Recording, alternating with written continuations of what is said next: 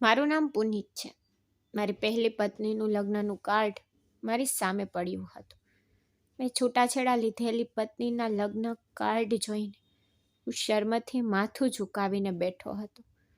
મેં તેના એટલા માટે છૂટાછેડા આપ્યા કારણ કે તે મારા બાળકને જન્મ આપી શકતી નહોતી. હું તેના લગ્ન પહેલાં કતાર ગયો હતો અને ત્યાં ડ્રાઈવર તરીકે કામ કરતો હતો, પરંતુ મારે એરપોર્ટથી હોટેલ સુધી એક ભારતીય દંપતીને લેવાના હતા. પહોંચતાની સાથે જ ત્યાં એક સ્ત્રીને તેના ખોળામાં બાળક લઈને ઊભી જોઈને હું આશ્ચર્યચકિત થઈ ગયો, કારણ કે તે બીજી કોઈ નહીં, મારી માતાએ મારા માટે એક છોકરી પસંદ કરી હતી અને મેં બધી વિધિઓ સાથે ખુશીથી તેની સાથે લગ્ન કર્યા હતા. હું ખુશ હતો. મને એ વાતનો કોઈ વાંધો નહોતો કે તે ગોઠવાયેલા લગ્ન હતા, કે મારા માતા પિતાએ મારી પત્ની પસંદ કરી હતી. ભલે તેઓએ બધું જાતે કર્યું હોય, પણ તેઓએ મારા માટે એક સારી સંસ્કારી છોકરી શોધી કાઢી હતી, જે ખૂબ જ સારી અને સુંદર હતી. ભલે મારા પરિવારે મારા લગ્ન જાતે જ ગોઠવી દીધા હતા, પરંતુ લગ્ન પછી હું મારી પત્નીને ખૂબ પ્રેમ કરવા લાગ્યો હતો. એવું લાગતું હતું કે તે મારી પોતાની પસંદગીની હતી. પછી સમય પસાર થતો ગયો અને ધીમે ધીમે અમારા લગ્નને 5 વર્ષ થઈ ગયા, પરંતુ અમને હજુ પણ બાળકનો આશીર્વાદ મળ્યો નહોતો. અમે હજુ પણ નિસંતાન હતા. આ ખાલીપણું હજુ પણ મારા હૃદયને તીરની જેમ ડંખતું હતું. હું બાળકો માટે ઝંખતો હતો. મારા પરિવારનો વિકાસ થાય, હું મારા હાથમાં બાળકોને પકડીને ખવડાવું, જેઓ મને પપ્પા કહે, અને હું તેમની દરેક ઈચ્છા પૂરી કરું. પરંતુ આ ઈચ્છા હજુ સુધી પૂર્ણ થઈ ન હતી. મારી પત્ની એક સારી સ્ત્રી હોવા ઉપરાંત મારી ખૂબ કાળજી રાખતી હતી. મને ક્યારેય તેના વિશે કોઈ ફરિયાદ નહોતી. મારા જીવનમાં એકમાત્ર વસ્તુની ખોટ એ હતી કે તે હજુ સુધી માં બની ન હતી. હું હમણાં જ કામ પરથી ઘરે પાછો ફર્યો હતો અને તરત જ મારી જાતને મારા રૂમમાં બંધ કરી દીધી હતી, કારણ કે આજે એક સાથીદાર તેના 3 વર્ષના પુત્રને ઓફિસમાં લાવ્યો હતો. તેને જોઈને મને લાગ્યું કે મારું જીવન અધૂરું છે, કારણ કે તેને મારા પછી લગ્ન કર્યા છતાં તેનો એક પુત્ર હતો. મારા હૃદયમાં અધૂરાપણુંનું એક વિચિત્ર અનુભવ થવા લાગ્યો. તેથી જ હું બીમાર હોવાનો ઢોંગ કરીને કામ પરથી વહેલો ઘરે આવ્યો હતો. જ્યારે હું ઘરે પહોંચ્યો ત્યારે મારી પત્ની ઘરે નહોતી, કારણ કે તેણે મને સવારે કહ્યું હતું કે તે આજે તેના માતા પિતાના ઘરે જવાની છે. હું લાંબા સમય સુધી મારા રૂમમાં બેઠો રહ્યો, વિચારતો રહ્યો કે મારે બાળક માટે કેટલો સમય ઝંખવું પડશે.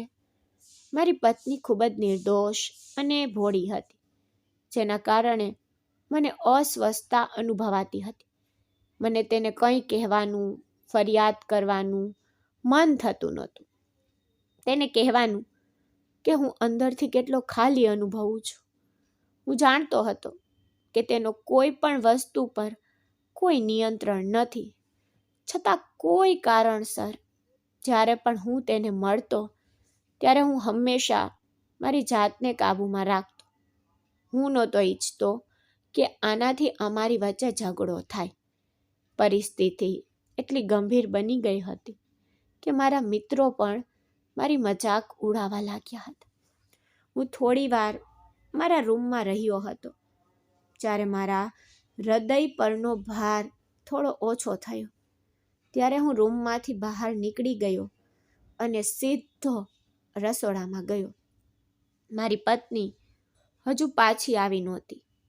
હવે મારે રાત્રિ ભોજન જાતે જ રાંધવું પડ્યું.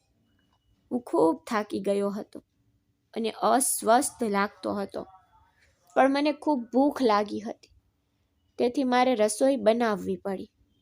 મેં ફ્રીજમાંથી બટાકા કાઢ્યા અને બટાકાનું ભરથું બનાવવાનું શરૂ કર્યું. મેં ભરથું પહેલેથી જ બનાવી લીધું હતું અને લોટ ભેળવાનો જ હતો. ત્યારે અચાનક જ દરવાજો ખટખટ્યો. મેં મારા હાથ ધોયા અને રસોડામાંથી બહાર આવ્યો. દરવાજો ખોલતાની સાથે જ મારી પત્ની રશ્મિ તેના ભાઈ સાથે ઊભી હતી. નમસ્તે જીજાજી, કેમ છો તમને? રશ્મિના ભાઈએ મને નમસ્તે કર્યું તો મેં તેને અંદર આમંત્રણ આપ્યું, પણ તે થોડી વાતો કરીને ચાલ્યો ગયો. તેણે કહ્યું કે તેને કંઈક ખૂબ જ મહત્વપૂર્ણ કામ છે. તે ફક્ત તેની બહેનને મૂકવા આવ્યો હતો. તે ચાલ્યો ગયો અને પછી રશ્મિ પણ અંદર આવી હતી. મેં દરવાજો બંધ કરી દીધો. તેને ખબર નહોતી કે હું કામ પરથી વહેલો પાછો આવી ગયો છું. તે બિચારી સમયસર આવી ગઈ હતી અને મારા માટે તેના માતા પિતાના ઘરેથી થોડું ખાવાનું પણ લાવી હતી. પણ મેં શાકભાજી તો પહેલેથી જ રાંધી લીધી હતી.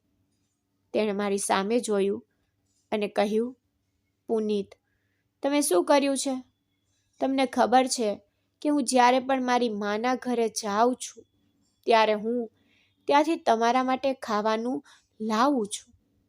મારી પત્ની વાસણમાં જમવાનું મૂકવા રસોડામાં ગઈ.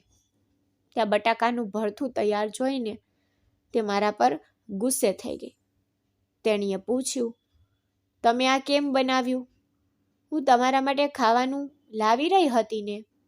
મેં કહ્યું, રશ્મિ, તને ખબર નથી કે તારો પતિ ક્યારે ઘરે આવે છે, ક્યારે નહીં. તું ન હોવાથી મેં જ ભોજન બનાવ્યું છે. છેવટે મને ભૂખ લાગી હતી. હું તારી રાહ કેટલો સમય જોઈ શકું? તે બિચારીએ મારી સાથે શાંતિથી વાત કરી હતી, પણ મેં તેને કારણ વગર ઠપકો આપ્યો હતો. મારા ઠપકાથી તે અવાચક થઈ ગઈ હતી. તે સમજી ગઈ હતી કે હું થાકી ગયો છું અને ચીડાઈ ગયો છું, અથવા કદાચ ભૂખ્યો છું, અને તેથી જ હું ગુસ્સામાં આવી વાતો કરી રહ્યો છું. તેથી તેણીએ શાંતિથી વાનગીઓ વાસણમાં નાખવાનું શરૂ કર્યું. મેં આગળ કહ્યું, રશ્મિ, તને મારી બિલકુલ પરવા નથી. જો તને મારી પરવા હોત તો તું મને બાળકનો આનંદ આપત. છેવટે આજે મેં આ વિષય પર ચર્ચા કરવાની હિંમત એકઠી કરી લીધી. જ્યારે મેં એક પછી એક હુમલો કર્યો ત્યારે તે બિચારી છોકરી શાંતિથી વાસણોમાં ખોરાક નાખી રહી હતી. મારા શબ્દો સાંભળીને બિચારી છોકરીએ પ્રશ્નાર્થ નજરે મારી તરફ જોયું, કારણ કે મેં તેને પહેલા ક્યારેય બાળક ન હોવા અંગે આ રીતે ટોણો માર્યો નહોતો. તેણીએ મારી તરફ પાછળ જોયું અને ઉદાસ ચહેરા સાથે કહ્યું, પુનીત, તમે ઠીક તો છો ને? આજે તમે આવી વાતો કેમ કરી રહ્યા છો? તે બિચારી રડતી મારી સામે ઉદાસ દેખાતી હતી. મને ખબર નથી કે તેનો ચહેરો આ રીતે જોઈને મને વધુ ગુસ્સો કેમ આવ્યો હતો.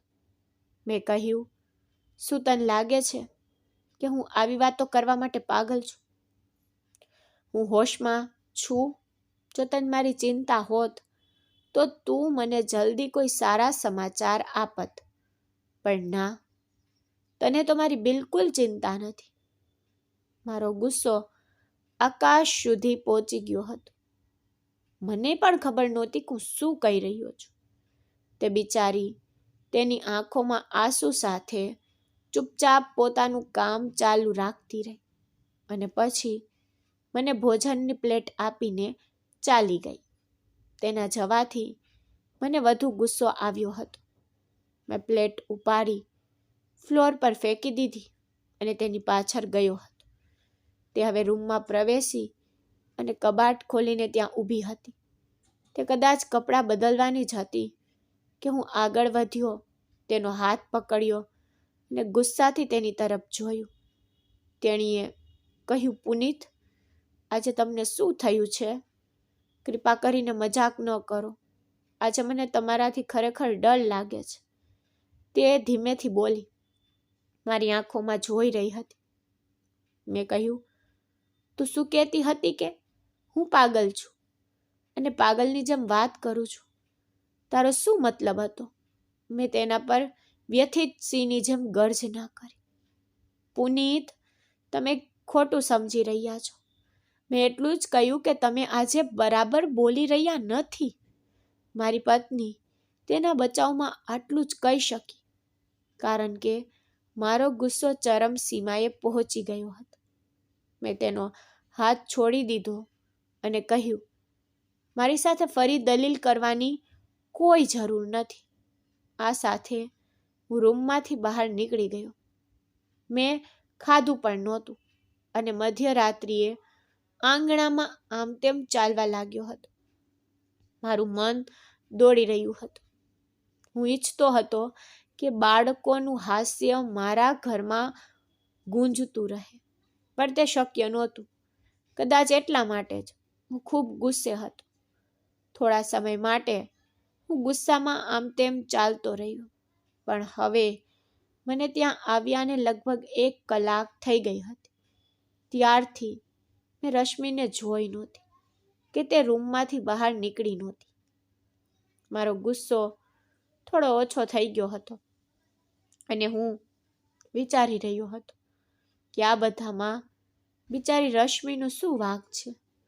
તે હંમેશા ડૉક્ટરને બતાવે છે, સારવાર કરાવે છે અને ડૉક્ટર જે કહે છે તે કરે છે. કદાચ મારા સાથીદારનો દીકરો જ મને એવી સ્થિતિમાં લઈ ગયો હતો કે હું ખૂબ જ ગુસ્સે થઈ ગયો હતો. હવે મને ખૂબ જ ખરાબ લાગ્યું, કારણ કે મેં આ પહેલાં ક્યારેય મારી પત્ની સાથે આટલા ગુસ્સાથી વાત કરી નહોતી. અમારા લગ્નને 5 વર્ષ થયા હતા, પરંતુ મેં તેને ક્યારેય આવી રીતે ઠપકો આપ્યો નહોતો. હકીકતમાં અમારી વચ્ચે ક્યારેય ઝઘડો થયો નહોતો કે મેં ક્યારેય તેને બાળકો ન હોવા બદલ ટોણો માર્યો ન હતો. હું ધીમે ધીમે રૂમમાં ગયો તો તે લાઇટ બંધ કરીને સૂઈ રહી હતી. શરૂઆતમાં મને લાઇટ ચાલુ કરીને તેની સાથે વાત કરવાનું મન થયું, પરંતુ પછી તેને સૂતી જોઈને શાંતિથી તેની સાથે પલંગ પર આવીને સૂઈ ગયો. ઊંઘ આવતાની સાથે જ મને તેના હળવેથી રડવાના અવાજો સંભળાવા લાગ્યા. આનો અર્થ એ થયો કે તે જાગી રહી હતી, પણ તે રડી રહી હતી. તેના રડવાના અવાજો સાંભળીને મારું હૃદય ધબકવા લાગ્યું. મને એવું લાગ્યું કે મારા કારણે તેને ખૂબ જ દુખાવો થઈ રહ્યો છે. હું તરત જ ઊભો થયો, લાઇટ ચાલુ કરી. લાઇટ ચાલુ કરતાં જ તેણે ઝડપથી તેના દુપટ્ટાના પલ્લુથી અંધારામાં છુપાયેલા આંસુ લૂછી નાખ્યા. હવે તે એવું વર્તન કરવા લાગી કે જાણે કંઈ થયું જ ન હોય. તે શાંતિથી સૂઈ ગઈ હતી. તેની આંખો બંધ હતી, પણ મને ખબર હતી કે તે ઊંઘી નહોતી, પણ જાગી રહી હતી અને રડી રહી હતી. હું તેની તરફ આગળ વધ્યો અને તેના ચહેરાને પ્રેમથી સ્પર્શ કરવા લાગ્યો અને તેણે તેની આંખો ખોલી. તેની આંખો હજુ પણ ભીની હતી. મને જોઈને તેની આંખોમાં એક વિચિત્ર ચમક આવી ગઈ. તે પથારીમાં બેઠી, પણ મેં તેના ઘૂંટણ પકડીને જમીન પર ઘૂંટણીએ પડી ગયો હતો. મેં કહ્યું, રશ્મિ, મને માફ કર. મેં લાગણીના જોડે આ બધું કહ્યું હતું, પણ હવે મને મારા શબ્દો પર શરમ આવે છે. મેં મારી નજર નીચી કરી અને માફી માંગવા લાગ્યો. મેં તેની સામે મારા હાથ જોડી દીધા, કારણ કે મને મારી પત્નીને દુઃખ પહોંચાડવામાં વિચિત્ર લાગતું હતું. કંઈ સારું લાગ્યું નહીં.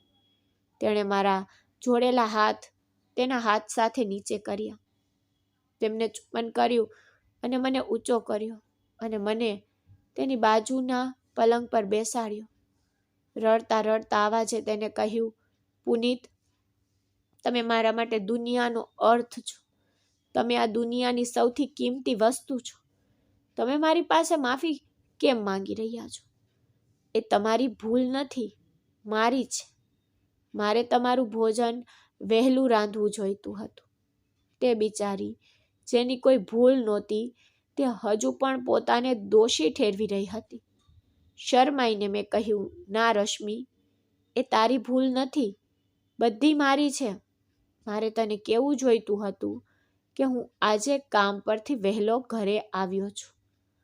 મેં તેના ખંભા પર માથું ટેકવીને તેની સાથે વાત કરવાનું શરૂ કર્યું. તેણીએ કોઈ જવાબ આપ્યો નહીં, પણ તેની નાજુક આંગળીઓથી મારા માથાને સ્પર્શ કરવાનું શરૂ કર્યું હતું. મને થોડી રાહત થવા લાગી. હું મારા જીવનના બધા દુઃખ ભૂલી ગયો હતો અને શાંતિનો અનુભવ કરવા લાગ્યો હતો. અમે થોડી વાર આમ જ બેઠા રહ્યા. પછી જ્યારે મને ઊંઘ આવવા લાગી ત્યારે હું મારી જગ્યાએ ગયો અને સૂઈ ગયો હતો. જ્યારે હું બીજા દિવસે સવારે જાગ્યો ત્યારે તે પથારીમાંથી ગાયબ થઈ ગઈ હતી. મને ખબર હતી કે તે ક્યાં ગઈ હતી. તે વહેલી ઉઠી જતી અને મારા કપડાં, ચપ્પલ, નાસ્તો હું જાગું તે પહેલાં તૈયાર કરી લેતી હતી.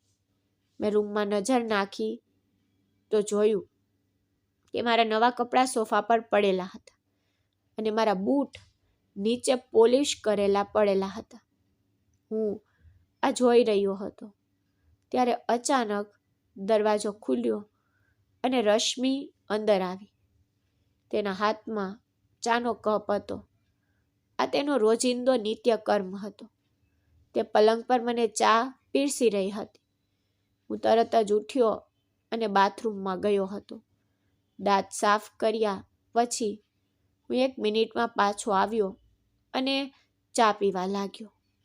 તે પણ મારી બાજુમાં બેઠી હતી. તેના ચહેરા પર સ્મિત હતું. જોકે હું હજુ પણ શરમ અનુભવી રહ્યો હતો. મને લાગ્યું કે મેં તેની સાથે ખોટું કર્યું છે, પરંતુ તે એટલી નિર્દોષ વ્યક્તિ હતી કે તે ગઈકાલે શું થયું તે ભૂલી ગઈ હતી અને તેને પર મારે ગુસ્સે થવાનો કોઈ સંકેત નહોતો. ચા પીધા પછી હું મારા કપડાં ઉપાડીને બાથરૂમમાં ગયો અને તે પણ રૂમમાંથી બહાર ગઈ હતી. 15 મિનિટ પછી જ્યારે હું બહાર આવ્યો, સ્નાન કર્યા પછી અને તૈયાર થયા પછી, તો તેણી નાસ્તો તૈયાર કરી ચૂકી હતી. હું તેની સાથે રસોડામાં બેઠો, નાસ્તો ખાધો અને પછી ગુડ બાય કહીને ઘરની બહાર નીકળી ગયો હતો. ઓફિસમાં એક નવો પ્રોજેક્ટ શરૂ થયો હોવાથી હું આખો દિવસ ખૂબ જ વ્યસ્ત હતો, જેનો મુખ્ય ભાગ મને બનાવવામાં આવ્યો હતો. વ્યસ્ત દિવસ પછી જ્યારે હું ઘરે આવ્યો ત્યારે મારો બધો થાક દૂર થઈ ગયો હતો, કારણ કે રશ્મિએ મારું મનપસંદ ભોજન બનાવ્યું હતું. મને પનીરનું શાક, સાદા પરાઠા ખૂબ ગમતા હતા. આજે પનીરના શાક સાથે તેણે સાદા પરાઠા બનાવ્યા હતા, જે મારા પ્રિય હતા. તે ખાધા પછી મારો બધો થાક દૂર થઈ ગયો હતો. રાત્રિ ભોજન પછી હું મારા રૂમમાં ગયો નહીં અને તેના બદલે આંગણામાં આટા માર્યા.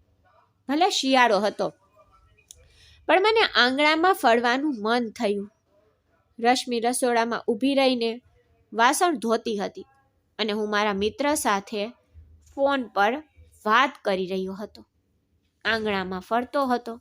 મારો મિત્ર મને કહી રહ્યો હતો કે મારે મારી પત્નીને સારા ડૉક્ટર પાસે લઈ જવી જોઈએ, જેથી અમે બાળકો પેદા કરી શકીએ. મેં તેને કહ્યું કે હું તેને પહેલાં ઘણા ડૉક્ટર પાસે લઈ ગયો છું, પરંતુ કોઈએ મને કોઈ આશા આપી નથી.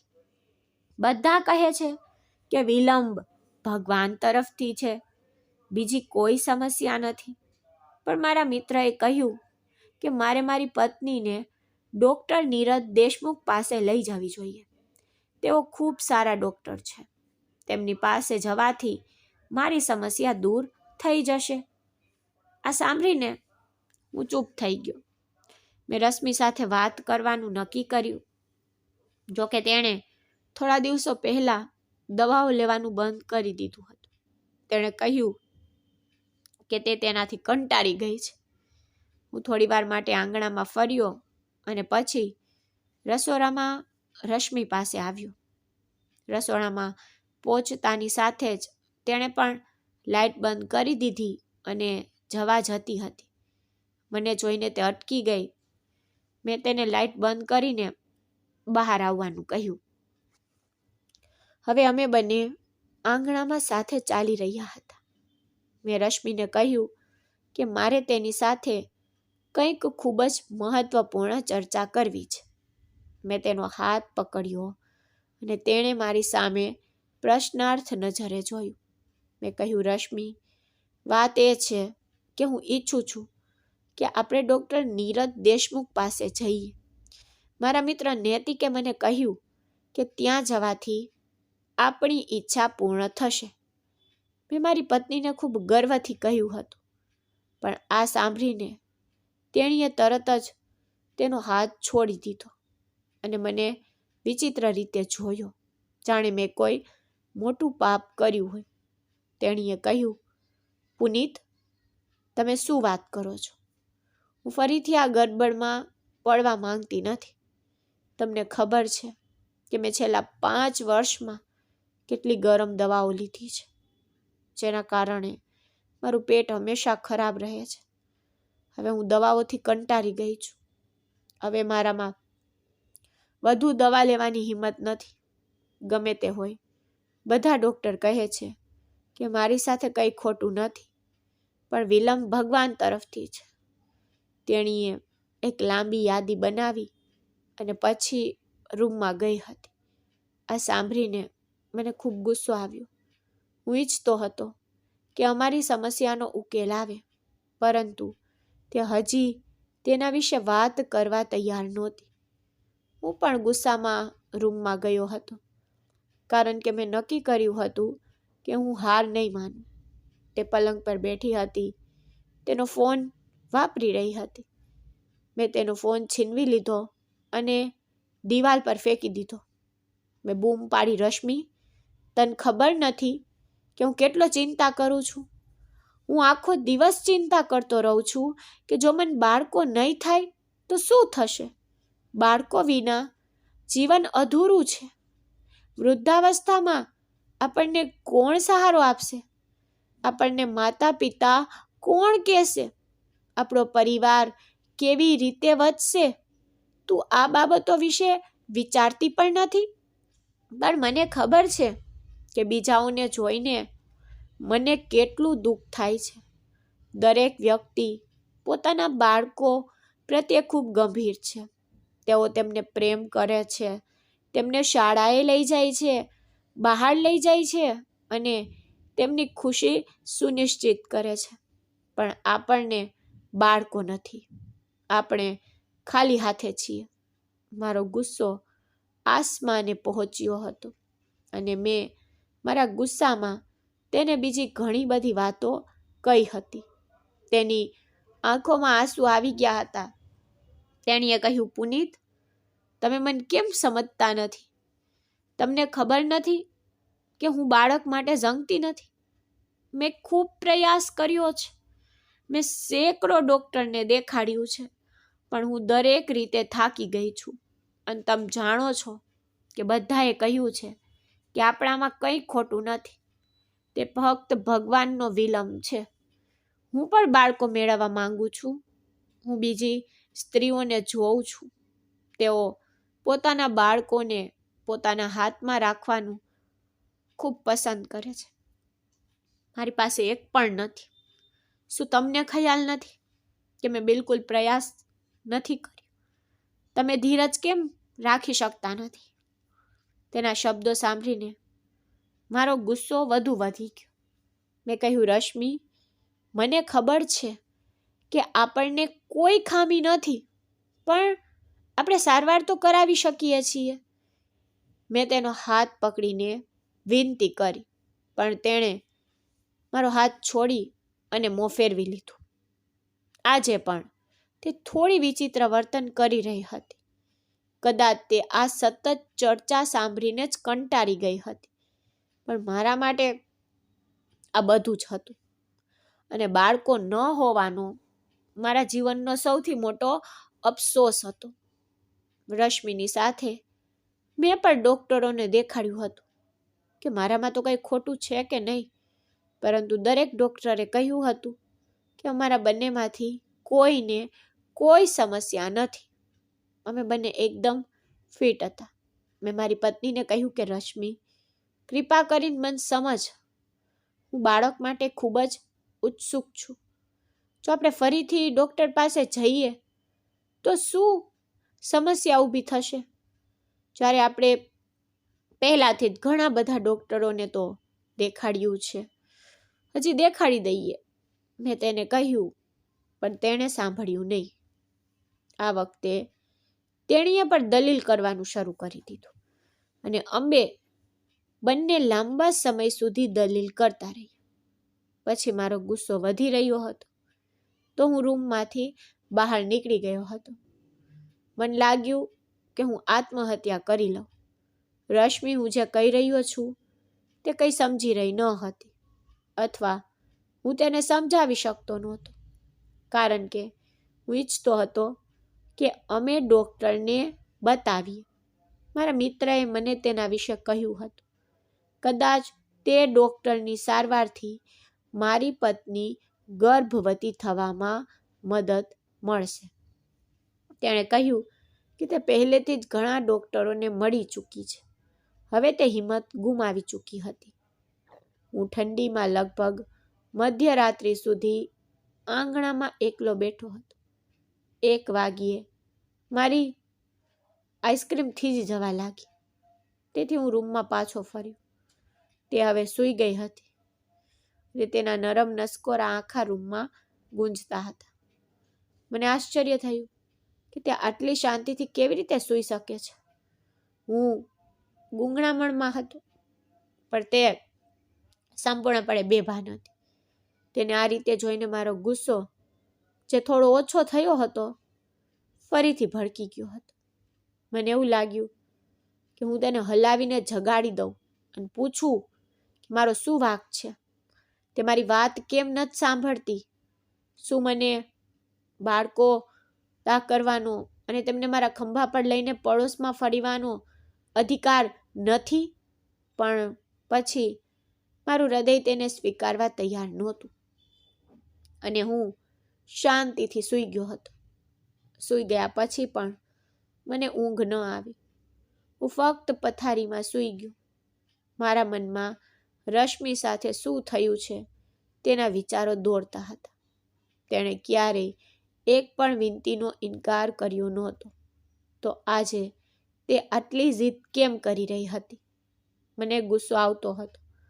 મને ખબર ન પડી કે ક્યારે ગુસ્સામાં હું પણ સૂઈ ગયો અને ગાઢ નિંદ્રામાં સરી પડ્યો. જ્યારે હું સવારે જાગ્યો ત્યારે રશ્મિને સૂતી જોઈને હું ચોંકી ગયો. 5 વર્ષમાં પહેલી વાર આવું થઈ રહ્યું હતું. મેં સમય જોયો અને પથારીમાં કૂદી પડ્યો, કારણ કે 8 વાગ્યા હતા અને મારે 8:30 વાગ્યે ઓફિસ પહોંચવાનું હતું. મેં રશ્મિનો હાથ પકડીને તેને હલાવી, પણ તે હજુ પણ જાગી નહીં. હવે હું તેને હલાવી રહ્યો હતો. તે અચાનક જાગી ગઈ અને મારી સામે એક ભયાનક નજરે જોતી રહી. તેણીએ બૂમ પાડી, પુનીત, તમને શું થયું છે? મને આ ઘરમાં શાંતિ નથી. તમને શું જોઈએ છે? હું એકદમ સતબત થઈ ગયો. તે કંઈક નવું હોય તેવી વાત કરી રહી હતી. મેં પૂછ્યું, શું થયું છે રશ્મિ? શું મને નાસ્તો બનાવીને દેવાનું નથી? મેં આટલું કહ્યું કે તરત જ તે ઊભી થઈ અને શરમજનક થઈને રૂમમાંથી બહાર નીકળી ગઈ. કદાચ તે બિચારી પણ તણાવમાં હતી અને તે તણાવમાં તે ભૂલી ગઈ હતી કે તેને નાસ્તો બનાવવાનો છે. મને ઓફિસ માટે મોડું થઈ રહ્યું હતું. હું તે જ સમયે કપડાં બદલીને બહાર આવી ગયો. આજે મેં સ્નાન પણ કર્યું નહોતું, કારણ કે મારી પાસે ખૂબ જ ઓછો સમય હતો. રસોડામાં આવતાની સાથે જ તે નાસ્તો બનાવી રહી હતી. તેને જોઈને મને ગુસ્સો આવ્યો, કારણ કે 20 મિનિટ થઈ ગઈ હતી અને ઓફિસ જવા માટે મારી પાસે ફક્ત 10 મિનિટ બાકી હતી. હું તરત જ રસોડું છોડીને ગયો, મારી બાઇક લીધી અને તેને કહ્યા વિના ઘરની બહાર નીકળી ગયો. હું આખા રસ્તે ઈર્ષા અને ગુસ્સાથી ભરાઈ ગયો હતો.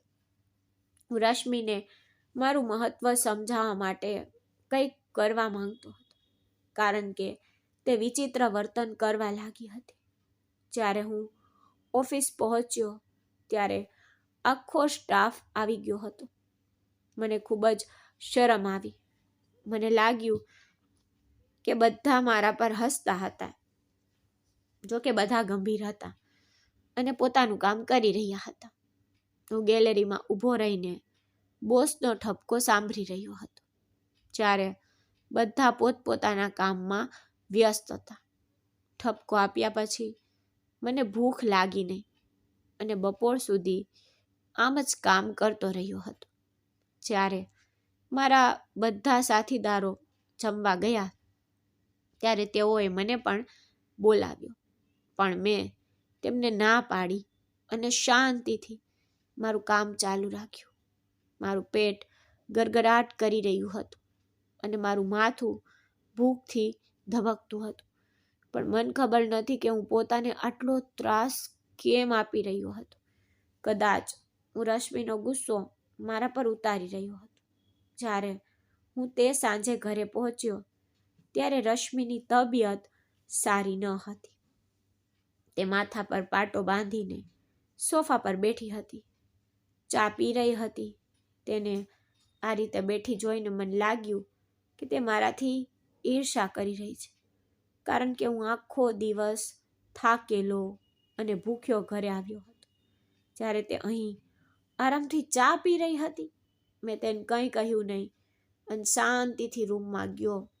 મેં દરવાજો પણ બંધ કરી દીધો. મને ખબર નથી કે હું આટલો ગુસ્સો કેમ કરી રહ્યો હતો. કદાચ મારા હૃદયમાં બાળક માટેની ઝંખના ફરી વધી રહી હતી. દર બીજા ત્રીજા દિવસે કોઈ મિત્ર પોતાના બાળકને પોતાની સાથે લાવતો. તેમને જોઈને મને પણ બાળકોની યાદ આવતી હતી. આજે મારો એક મિત્ર એક નાની છોકરીને પોતાની સાથે લાવ્યો હતો, 4 વર્ષની છોકરી. મને ખૂબ જ સુંદર લાગતી હતી. મને તેને ઘરે લઈ જવાનું મન થયું, પણ મારો મિત્ર સંમત ન થયો. કદાચ એટલે જ હું ગુસ્સે થઈ ગયો હતો. હું પલંગ પર બેઠો વિચારતો હતો કે જો મારા પોતાના બાળકો હોત તો મારે બીજા લોકોના બાળકોને આટલી લોભથી જોવાની જરૂર ન હોત. છેવટે મારે ક્યાં સુધી બાળક માટે ઝંખવું પડશે. અચાનક રૂમનો દરવાજો ખટખટ્યો. મને ખબર હતી કે તે કોણ છે. મેં અંદરથી જવાબ આપ્યો કે મને કંઈ પણની જરૂર નથી. હું જાણતો હતો કે રશ્મિ ખોરાક લાવશે. તેણે મોટેથી કહ્યું, પુનીત, તમારું ભોજન કરી લો. તમે આજે સવારે નાસ્તો પણ નથી ખાધો. જો તમે નહીં ખાઓ તો હું પણ નહીં ખાઉં, કારણ કે તમારા કારણે હું પણ સવારથી ભૂખી છું. મને ખબર છે કે તમે ગુસ્સે છો. તમારો ગુસ્સો મારી સાથે છે, જમવાની સાથે નથી. તો પ્લીઝ જમી લો. મને અંદરથી રશ્મિનો અવાજ સ્પષ્ટ સંભળાતો હતો. તેનો અવાજ સાંભળ્યા પછી પણ મેં દરવાજો ખોલ્યો નહીં અને ત્યાં બેઠો રહ્યો હતો. તેણે હજુ પણ દરવાજો ખટખટાવ્યો, પણ મેં તે ખોલ્યો નહીં. તે થોડી વાર ખટખટાવતી રહી, પછી નિરાશ થઈને તે પાછી ચાલી ગઈ. હું થોડી વાર રૂમમાં એમ જ બેઠો રહ્યો હતો. આ ઘટનાને લગભગ 1 કલાક વીતી ગઈ હતી. મને ખ્યાલ આવ્યો કે તે બિચારી બહાર ઠંડીમાં બેઠી હશે. તો હું ઉઠીને રૂમમાંથી બહાર નીકળ્યો, પણ તે આંગણામાં નહોતી અને રસોડાની લાઇટ હજુ ચાલુ હતી. હું રસોડામાં ગયો. દરવાજાના કાણામાંથી અંદર જોયું તો મેં તેને ચૂલા પાસે ઊભી જોઈ. ખુશીથી ગરમીમાં હાથ ગરમ કરી રહી હતી. તેને આ રીતે જોઈને મને ગુસ્સો આવ્યો. મને લાગ્યું કે તેને તરત જ ઘરમાંથી કાઢી મૂકી દો. હું બાળક ન હોવાને કારણે ખૂબ જ તણાવમાં હતો, પણ તે બિલકુલ બેધ્યાન લાગી રહી હતી. મેં દરવાજો ખોલ્યો, ઘસીને બૂમ પાડી, રશ્મિ, તને શરમ પણ ન આવતી કે હું કેટલો તણાવમાં છું, છતાં તું ખુશીથી અગ્નિથી હાથ ગરમ કરી રહી છે. હું ગુસ્સે થઈને રસોડામાં ગયો. મને આટલો ગુસ્સે થતો જોઈને તેણે ઝડપથી ચૂલો બંધ કર્યો અને બાજુમાં આવીને ઊભી રહી અને પૂછ્યું, પુનીત, તમે શું કહી રહ્યા છો? મેં શું કર્યું? તમે પોતે દરવાજો ખોલતા નહોતા તો હું ક્યાં જઈ શકું? હું ઠંડીમાં હતી, તેથી હું રસોડામાં ગઈ અને મારા હાથ ગરમ કર્યા. આ વખતે તેણે કઠોરતાથી જવાબ આપ્યો. કદાચ તે પણ મને સાંભળીને કંટાળી ગઈ હતી. તેના જવાબથી મને ગુસ્સો આવ્યો અને મારા જીવનમાં પહેલી વાર મેં મારી પત્નીના ચહેરા પર જોરથી થપ્પડ મારી અને તરત જ તેને રસોડામાંથી બહાર ધકેલી દીધી. જોકે હું તેને જમવા માટે પૂછવા આવ્યો હતો, પણ તેને આવી રીતે જોઈને મારી ભૂખ મરી ગઈ હતી. હું શાંતિથી પલંગ પર સૂઈ ગયો હતો. મને ખબર નહોતી કે તે ક્યારે રૂમમાં પ્રવેશી છે કે તે ક્યારે મારી બાજુમાં સૂઈ ગઈ છે. જ્યારે હું સવારે ઉઠ્યો ત્યારે તે ત્યાં નહોતી અને મારા કપડાં હંમેશની જેમ પડેલા હતા. મારું હૃદય રાત માટે તેની પાસે માફી માંગવા માટે તડપતું હતું, કારણ કે મેં તેની સાથે બિલકુલ સારો વ્યવહાર કર્યો ન હતો. પણ મારું મન મને વિચારવા માટે લલચાવતું હતું કે આમાં મારી ભૂલ શું હતી. છેવટે એ તેની જ ભૂલ હતી. મેં મારા કપડાં બદલ્યા, નાસ્તો કર્યા વિના મારા મનના દબાણથી ઘર છોડી દીધું હતું. આખો દિવસ વિચારતો રહ્યો કે હવે મારે શું કરવું જોઈએ, કારણ કે હું હવે બાળકની આ ઝંખના સહન કરી શકતો નહોતો.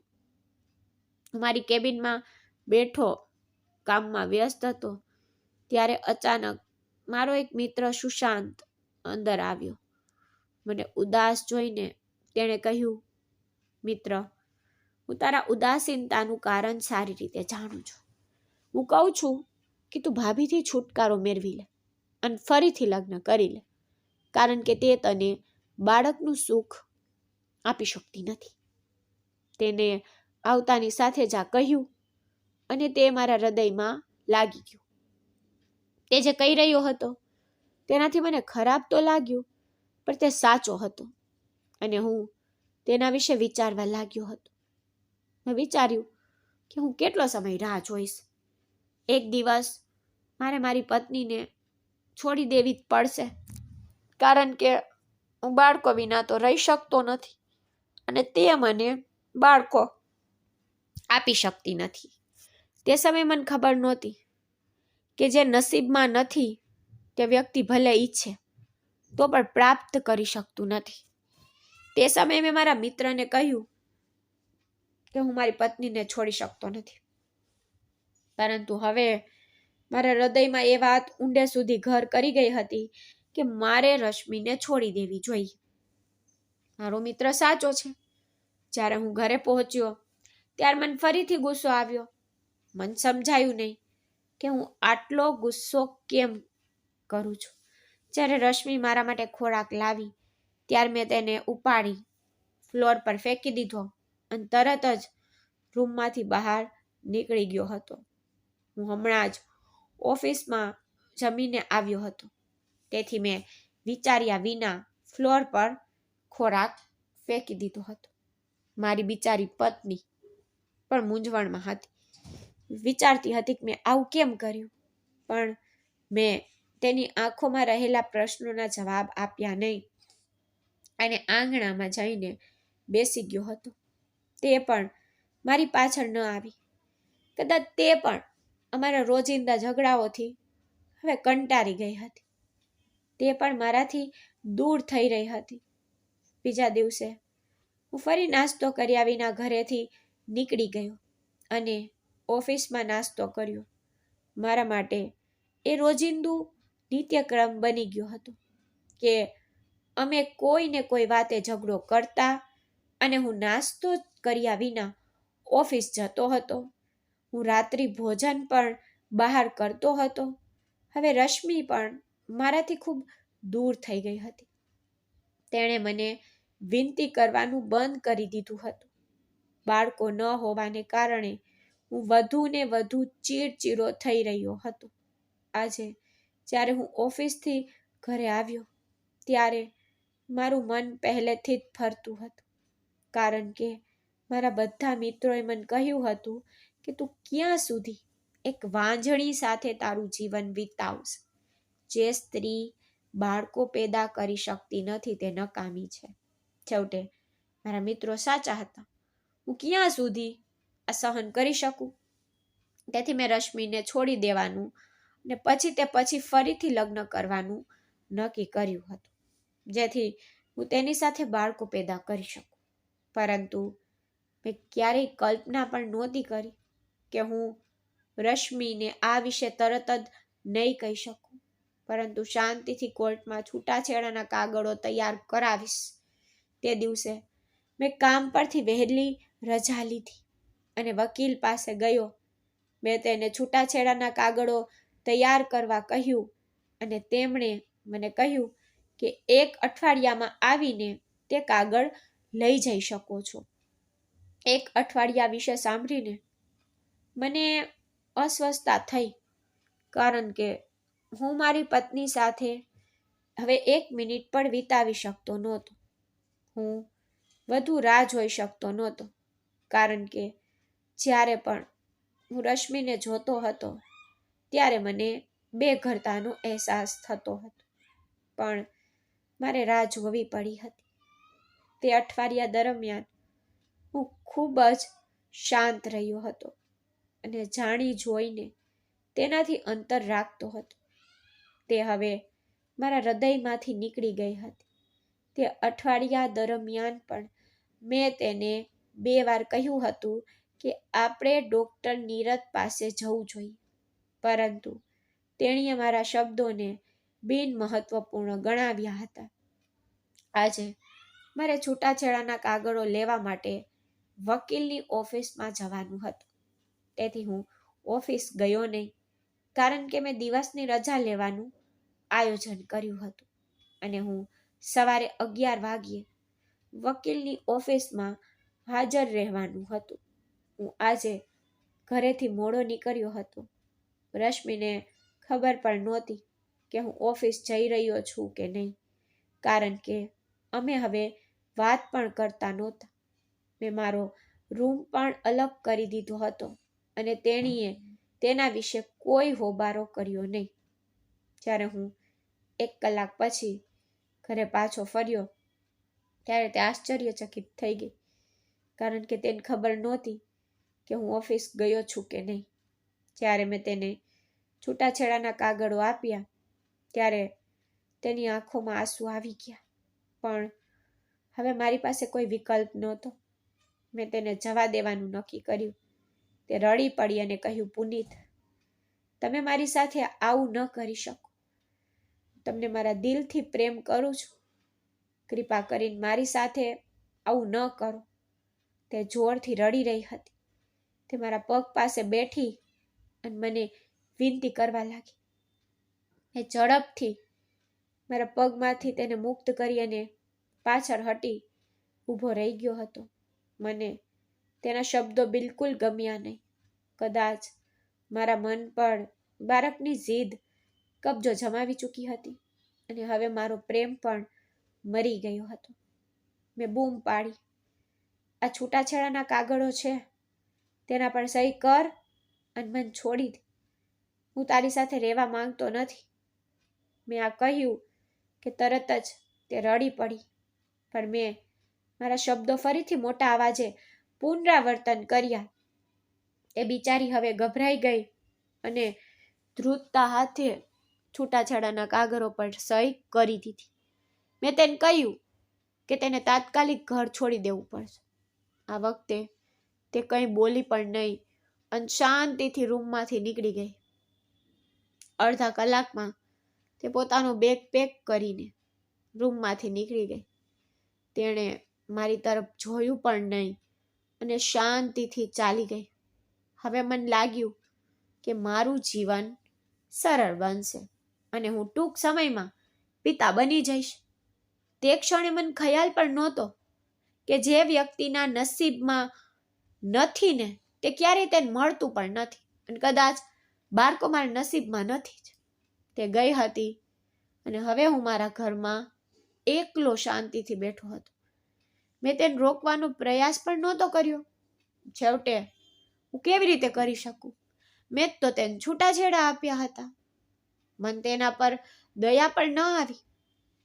મારા માતા પિતા અમારા લગ્નના 2 વર્ષ પછી અમને છોડીને ચાલ્યા ગયા હતા. પરંતુ પછી મારી પત્ની મારી સાથે હતી, પરંતુ હવે તે પણ ચાલી ગઈ હતી. હવે હું સંપૂર્ણપણે એકલો હતો. પરંતુ તે સમયે મને બિલકુલ ખબર નહોતી કે મારા ઘરમાં 2 દિવસ એકલા વિતાવ્યા તો મારું હૃદય લોહીના આંસુ રડવા લાગ્યું. હું મારા અપરાધ ભાવથી ઘેરાઈ ગયો હતો. મેં મારી પત્નીને છૂટાછેડા તો આપી દીધા હતા, પણ મારા લગ્ન માટે કોઈ સ્ત્રી મળતી નહોતી. પણ હવે કંઈ કરી શકાયું નહીં, કારણ કે પક્ષી ભાગી ગયું. મને ઓફિસ જવાનું પણ મન થતું નહોતું. આજે 3 દિવસ પછી જ્યારે હું ઓફિસ ગયો ત્યારે બીજી એક દુર્ઘટના મારી રાહ જોઈ રહી હતી. મને નોકરીમાંથી કાઢી મૂકવામાં આવ્યો હતો, અને તે પણ કોઈ કારણ વગર. આ સાંભળીને હું ભાંગી પડ્યો. મને લાગ્યું કે મને મારા કાર્યોની સજા મળી છે, કારણ કે મેં એક નિર્દોષ સ્ત્રીને છૂટાછેડા આપ્યા હતા. પણ પછી મેં મારી જાતને શાંત કરી અને ઓફિસ છોડી દીધી. મેં વિચાર્યું કે આ એકમાત્ર ઓફિસ નથી. શહેર આવા કામોથી ભરેલું છે. મને તો ગમે ત્યાં નોકરી મળી શકે છે. આવી ઓફિસ ચોક્કસપણે મને ક્યાંક ને ક્યાંક મળશે. બીજા દિવસે મેં શહેરના દરેક મોટા ઓફિસમાં શોધ કરી, પણ કોઈએ મને નોકરી પર રાખ્યો નહીં. હવે હું બેરોજગાર હતો. કદાચ રશ્મિને કારણે જ મને આટલી સારી નોકરી મળી હતી. મારા લગ્નના 1 અઠવાડિયામાં જ મને એક નોકરી મળી ગઈ હતી. તે પહેલા મેં ફક્ત એક જ જગ્યાએ કામ કર્યું હતું અને મારો પગાર બહુ સારો નહોતો. પરંતુ મારા લગ્નના 1 અઠવાડિયામાં મને ખૂબ જ સારા પગાર સાથે આટલી સારી જગ્યાએ નોકરી મળી હતી. મેં ત્યાં 5 વર્ષ કામ કર્યું હતું. હવે તેઓએ મને કોઈ કારણ વગર કાઢી મૂક્યો હતો. એ સાચું છે કે સફળતા એ સ્ત્રીનું ભાગ્ય છે અને બાળકો એ પુરુષનું ભાગ્ય છે. કદાચ બાળકો મારા ભાગ્યમાં નહોતા. મારો મિત્ર ઘણીવાર મને ફરીથી લગ્ન કરવાનું કહેતો હતો. ભલે મેં મારી પહેલી પત્નીને છૂટાછેડા આપી દીધા હોય, પણ મારું હૃદય ફરીથી લગ્ન કરવાનો ઇનકાર કરતું હતું, કારણ કે હું બેરોજગાર હતો અને કોઈની પુત્રીને બેરોજગાર પુરુષ સાથે કોણ પરણાવે, અને તે પર પરણિત માણસ સાથે. મેં વિચાર્યું કે હું બહાર જઈને મારું નસીબ અજમાવીશ અને પછી જ લગ્ન કરવાનું વિચારીશ. પણ મારી પાસે બહાર જવા સિવાય કોઈ વિકલ્પ નહોતો. મારો પગાર દર મહિને ખર્ચાઈ જતો. મારી પાસે કોઈ બેંક બેલેન્સ નહોતું અને મારી પાસે જે થોડા પૈસા હતા તે મને ટકાવી રાખવા માટે પૂરતા નહોતા. પછી મેં વિચાર્યું કે હું મારું ઘર વેચીને બહાર જઈશ, કારણ કે આ ઘર પણ હવે મને ખાવા દોડતું હતું. પણ મારા પાસપોર્ટની પ્રક્રિયા કરવામાં 1 કે 2 મહિના લાગશે. હવે હું આખો દિવસ ઘરે રહેતો હતો. એકલતા મન ઘેરી લીધી હતી. કોઈ મારી સાથે વાત કરતું નહોતું. મેં મારા મિત્રોને મળવાનું પણ બંધ કરી દીધું હતું. આજે આખા મહિના પછી હું મારા મિત્રને મળ્યો. હું તેને મળવા તેના ઘરે ગયો હતો અને મારા પર એક પહાડ તૂટી પડ્યું. મારા મિત્રએ મને મારી પહેલી પત્નીનું લગ્નનું કાર્ડ બતાવ્યું. તે લગ્ન કાર્ડ હતું જેણે મને ખૂબ જ આઘાત આપ્યો. મેં વિચાર્યું હતું કે કોઈ આ વાંજળી સ્ત્રી સાથે લગ્ન કરશે નહીં, પરંતુ અમારા છૂટાછેડાના ફક્ત 2 મહિના થયા હતા. તેના લગ્ન ખૂબ જ ઝડપથી થઈ રહ્યા હતા. મારા મિત્રએ મને કહ્યું કે તે એક તેનો દૂરનો પરિચિત હતો જે રશ્મિ સાથે લગ્ન કરી રહ્યો હતો અને તેણે મારા મિત્રને પણ એક કાર્ડ મોકલ્યું હતું. જ્યારે મારા મિત્રએ મને કાર્ડ બતાવ્યું ત્યારે મને લાગ્યું કે હું જમીન પર પડી જઈશ. મારું જીવન બરબાદ થઈ ગયું અને રશ્મિ તેની સાથે આગળ વધી ગઈ હતી. હું મારા મિત્રના ઘરેથી કંઈ ખાધા પીધા વગર નીકળી ગયો. જોકે તેણે મારા માટે ખાસ રાત્રિ ભોજનનું આયોજન કર્યું હતું. આખા રસ્તે મારી આંખોમાંથી આંસુ વહી રહ્યા હતા. મને હજુ પણ મારી ભૂલનો અહેસાસ થઈ રહ્યો હતો. મને લાગ્યું કે મેં કોઈ મોટી ભયંકર ભૂલ કરી છે. હું ઘરે ન ગયો પણ સીધો એજન્ટ પાસે ગયો. મેં તેને શક્ય તેટલી વહેલી તકે મારો પાસપોર્ટ મેળવવા કહ્યું. હું આ દેશમાં વધુ સમય રહી શકીશ નહીં. એજન્ટે કહ્યું કે થોડા દિવસો લાગશે, મારે રાહ જોવી પડશે. આ સાંભળીને હું ઘરે પાછો ફર્યો. મેં તે 15 દિવસ ખૂબ મુશ્કેલીમાં વિતાવ્યા હતા અને પછી હું કતાર ગયો. ત્યાં મેં ટેક્સી ચલાવવાનું શરૂ કર્યું. મેં મારું ઘર વેચી દીધું અને તે પૈસાથી મેં ટેક્સી ખરીદી. હવે હું અજાણ્યા દેશમાં ડ્રાઈવર તરીકે રહેતો હતો. મારા જીવનમાં કોઈ ખુશી નહોતી. પહેલાં મારું જીવન સારું હતું. મારું પોતાનું ઘર હતું અને મારી પત્ની ત્યાં રહેતી હતી, પણ હવે હું સંપૂર્ણપણે એકલો હતો અને હું હંમેશા તેના વિશે વિચારતો હતો, પસ્તાવો કરતો હતો. પણ મારા પસ્તાવા પણ નકામા હતા. મેં ધૂમ્રપાન પણ શરૂ કરી દીધું હતું. હું લગભગ 2.5 વર્ષથી ત્યાં રહેતો હતો. મારો ચહેરો બિલકુલ અપ્રાકૃતિક હતો. હું ડ્રગ્સનો વ્યસની જેવો દેખાતો હતો. જોકે હું ફક્ત સિગારેટ જ પીતો હતો, પણ તણાવે મને એટલો નબળો પાડી દીધો હતો કે બધા વિચારતા કે હું ડ્રગ્સનો ઉપયોગ કરું છું. હું ભાગ્યે ટેક્સી ચલાવતો હતો અને તે પણ દિવસમાં 2 કે 3 કલાક. તે પછી હું ઘરે પાછો ફરતો હતો કે 5 રૂમવાળું એક નાનું ઘર હતું. દરેક રૂમમાં 2 કે 3 લોકો રહેતા હતા. હું પણ એક રૂમમાં રહેતો હતો, પરંતુ કોઈ મારી સાથે રહેતું નહોતું, કારણ કે મારો રૂમમેટ 2 મહિના પહેલા ભારત પાછો ગયો હતો, કારણ કે તે લગ્ન કરી રહ્યો હતો. તેના લગ્નનો ઉલ્લેખ સાંભળીને મારી આંખોમાં આંસુ આવી ગયા, કારણ કે તે મારા માટે એક સ્વપ્ન બની ગયું હતું. મારા લગ્નમાં કોઈ અવરોધ નહોતો, પણ હું હજુ પણ લગ્ન કરી શક્યો નહીં. મને ખબર નથી કે સત્ય શું હતું. મેં મારા મિત્રોને 2 વાર કહ્યું હતું કે હું લગ્ન કરવા માંગુ છું, પરંતુ મને હજુ પણ યોગ્ય સાથી મળી શકી નથી, કારણ કે હું પહેલા જેવો સદગુણી વ્યક્તિ નહોતો. મારી આવક સાથે મારો દેખાવ પણ બગડી ગયો હતો. મેં ટકી રહેવા માટે પૂરતી કમાણી કરી હતી જે હું 1 મહિનામાં ખર્ચી શકું. હવે મારું જીવન બિલકુલ નકામું થઈ ગયું હતું. ક્યારેક હું આત્મહત્યા કરવાનું પણ વિચારતો હતો. મારી ભૂલે મારું આખું જીવન બરબાદ કરી નાખ્યું હતું. હું હજુ પણ જીવતો હતો. કદાચ આ દુનિયામાં ભૂલ માટે મને સજા મળવાની હતી. આજે મારે એક ભારતીય દંપતીને એરપોર્ટ પરથી લેવાના હતા.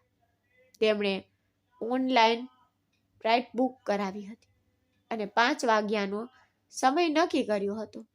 અત્યારે 3 વાગ્યા હતા. તેનો અર્થ એ થયો કે મારે તેમને 2 કલાકમાં એરપોર્ટ પરથી લેવાના હતા. પરંતુ મારું હૃદય ભારે લાગ્યું. મારું હૃદય કામ કરવા માંગતું નહોતું, પરંતુ મને પૈસાની જરૂર હતી. કારણ કે હું છેલ્લા 3 દિવસથી કામ પર ગયો નહોતો અને મારા પૈસા પૂરા થઈ રહ્યા હતા. મને ખબર હતી કે જ્યારે મારી પાસે પૈસા પૂરા થઈ જશે ત્યારે મારે લોકોની સામે ભીખ તો માંગવી જ પડશે અને હું તે બિલકુલ ઈચ્છતો નહોતો. તેથી મેં હિંમત એકઠી કરી, સ્નાન કર્યું અને 4 વાગ્યે એરપોર્ટ પર પહોંચ્યો હતો. ફ્લાઇટ હજુ ઉતરી નહોતી. લગભગ 1.5 કલાક મોડું થયું હતું. હું ત્યાં ઊભો રહીને મારા મુસાફરોની રાહ જોઈ રહ્યો હતો. હવે 5 વાગ્યા હતા અને ફ્લાઇટ પણ આવી ગઈ હતી, પરંતુ મુસાફરો હજુ બહાર આવ્યા નહોતા. કદાચ એરપોર્ટ પર તેમની બેગ ચેક કરવામાં આવી રહી હતી. અડધા કલાક પછી મને એ જ નંબર પરથી મેસેજ મળ્યો, જેનાથી રાઇડ બુક કરાવી હતી. તેઓ મને એક ચોક તરફ લઈ જઈ રહ્યા હતા. તે એક પ્રખ્યાત શેરી હતી, જેને હું ખૂબ સારી રીતે જાણતો હતો. હું અહીં છેલ્લા 2.5-3 વર્ષથી કામ કરી રહ્યો હતો અને હું અહીંના દરેકને સારી રીતે જાણતો હતો. જ્યારે હું ત્યાં પહોંચ્યો ત્યારે મેં એક પુરુષ અને એક સ્ત્રીને જોયા. સ્ત્રી બીજી તરફ મુખ કરીને હતી અને તે પુરુષ મારી તરફ હતો.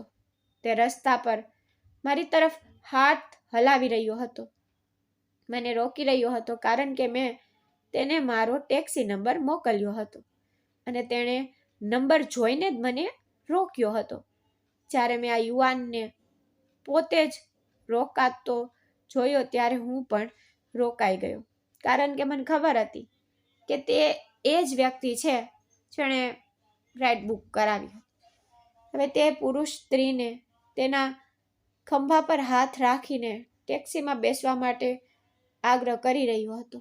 તે સ્ત્રીએ દિશા બદલતા જ હું ચોંકી ગયો, કારણ કે તે બીજું કોઈ નહીં પણ રશ્મિ હતી અને તેના ખોળામાં એક નાનું બાળક હતું, જે લગભગ 1.5 વર્ષનું લાગતું હતું. તે બંને મારી ગાડીમાં બેઠા. રશ્મિએ મને જોયો નહોતો, કારણ કે મેં માસ્ક પહેર્યું હતું. તે માણસ જે કદાચ રશ્મિનો પતિ હતો, તેણે મને હોટલનું સરનામું આપ્યું હતું. મેં તે દિશામાં ગાડી ચલાવવાનું શરૂ કર્યું. હું સંપૂર્ણપણે બેધ્યાન થઈ ગયો હતો. મને લાગ્યું કે હું ગમે ત્યારે કંઈક અથડાઈ જવાનો છું, પરંતુ ખૂબ જ મુશ્કેલીથી મેં મારી જાતને કાબૂમાં રાખી અને ખૂબ જ કાળજીપૂર્વક ગાડી ચલાવી. પછી મેં તેમને હોટેલમાં છોડી દીધા અને સીધો ઘરે ગયો. ઘરે પહોંચ્યા પછી મેં મારી જાતને મારા રૂમમાં બંધ કરી દીધી અને હું ખૂબ રડ્યો હતો. મને લાગ્યું કે આખરે મને મારી ભૂલની સજા મળી રહી છે. અત્યાર સુધી મને ફક્ત પસ્તાવો થતો હતો, કારણ કે હું રશ્મિને પ્રેમ કરતો હતો અને ગુસ્સામાં તેને છૂટાછેડા આપી દીધા હતા. પરંતુ હવે મારી ધીરજની કસોટી થઈ રહી હતી, કારણ કે તે માં બની ગઈ હતી. હવે મને સમજાયું કે બાળકો તો ખરેખર પુરુષના ભાગ્યમાં હોય છે. બાળકો પેદા કરવાનું મારા નસીબમાં જ નહોતું, તો તે ક્યાંથી આવશે? મારું હૃદય લોહીના આંસુથી રડી રહ્યું હતું. હું થોડા દિવસો ઘરે રહ્યો હતો. મને હવે અહીં પણ આરામદાયક લાગ્યું નહીં અને 1 મહિનાની અંદર હું ભારત પાછા ફર્યો. મારા મિત્ર સુશાંત દ્વારા મેં એક ગરીબ સ્ત્રી સાથે લગ્ન કર્યા અને ભાડા પર રહેવાનું શરૂ કર્યું. મેં બગીચામાં માળી તરીકે કામ કરવાનું શરૂ કર્યું. જોકે આ કામ મને અનુકૂળ ન આવ્યું હતું, કારણ કે હું શિક્ષિત હતો, પણ મને કામની જરૂર હતી. તેથી મેં ત્યાં કામ કરવાનું શરૂ કર્યું. સમય ઝડપથી પસાર થઈ રહ્યો હતો. મારા લગ્નને નીલિમા સાથે 4 વર્ષ થયા હતા, પરંતુ અમને હજુ પણ કોઈ બાળક નહોતા. હવે હું સંપૂર્ણપણે સમજી ગયો છું કે ભગવાનના નિર્ણયો ફક્ત ભગવાન જ જાણે છે.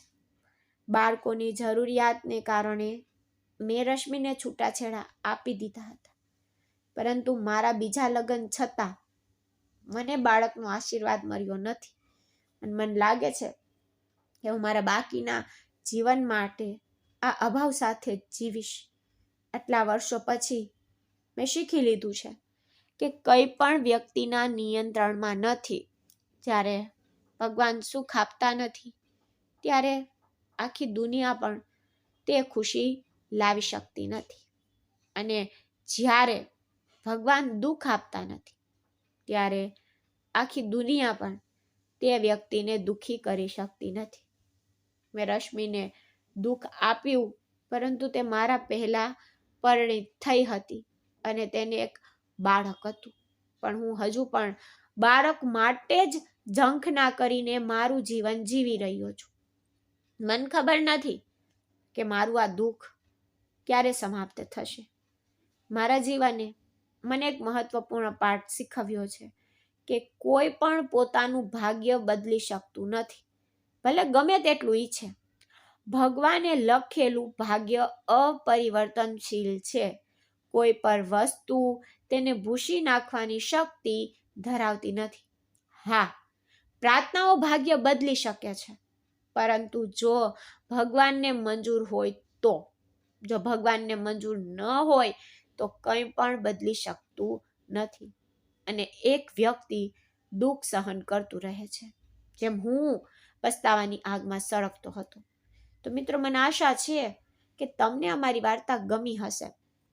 જો તમને વાર્તા ગમી હોય તો કૃપા કરીને વિડીયોને લાઈક કરો.